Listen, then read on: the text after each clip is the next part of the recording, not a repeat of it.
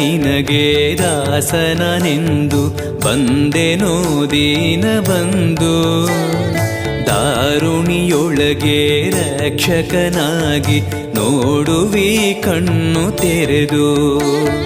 ಪೂರಣ ನಿನಗೆ ದಾಸನನೆಂದು ಬಂದೆನೋ ದೀನ ಬಂದು, ದಾರುಣಿಯೊಳಗೆ ರಕ್ಷಕನಾಗಿ ನೋಡುವಿ ಕಣ್ಣು ತೆರೆದು.